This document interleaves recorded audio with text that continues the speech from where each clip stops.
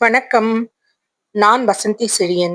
வாங்க, நம்ம வீட்டு சமையல்ல இன்னைக்கு ஹெல்த்தியாவும், டேஸ்டியாவும் பரங்கிக்காய் கூட்டு எப்படி செய்யறதுன்னு பார்க்கலாம். இதுக்கு தேவையான பொருள் பார்த்தீங்கன்னா, ஒரு கப்பு பச்சை பயிறு, அதாவது பச்சை பயிறு மீன்ஸ் பைத்தம்பருப்பு.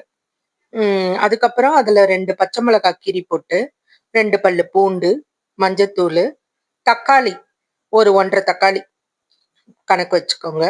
வேக வச்சு இறக்கி வச்சுக்கலாம்.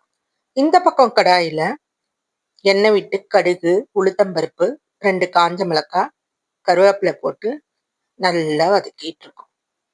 நல்லா செவந்து வரும்போது அது கூட வெங்காயத்தை பொடியா கட் பண்ணதை ஆட் பண்றோம். இந்த வெங்காயமும் நல்லா வதங்கி வரும்போது இது கூட நம்ம பரங்கிக்காய் ஆட் பண்ணிக்கலாம். இந்த பரங்கிக்காய் கூட்டு பார்த்தீங்கன்னா ரொம்ப டேஸ்டா இருக்கும். இது வெயிட் லாஸ் பண்றவங்களுக்கும் ரொம்ப நல்லது. இது பார்த்தீங்கன்னா நீங்க தோசை, சப்பாத்தி இது மாதிரி டிஃபனுக்கும் தொட்டுக்கலாம்.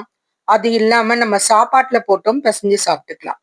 நானும் இப்ப 2 இன் 1 தான் செஞ்சிருக்கேன். நான் காலையில சப்பாத்தி பண்ணேன். அதுக்கு சேர்த்து இதை செஞ்சு வச்சுட்டேன். மதியானம் லஞ்சுக்கும் இது கூட அப்பளம் பொரிச்சுக்கிட்டோம்னு வச்சுக்கோங்க. சூப்பரான காம்பினேஷனா இருக்கும்.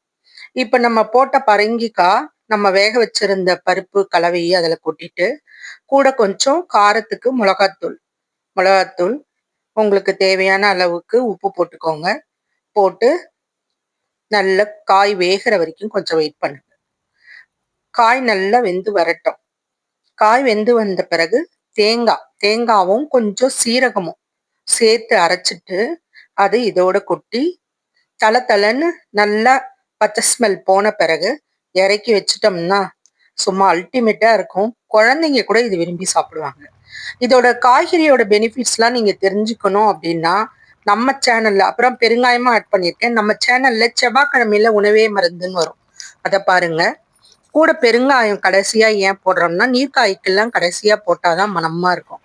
1 ஸ்பூன் நெய்யும் நான் ஆட் பண்ணியிருக்கேன், வாசனைக்காக தான்.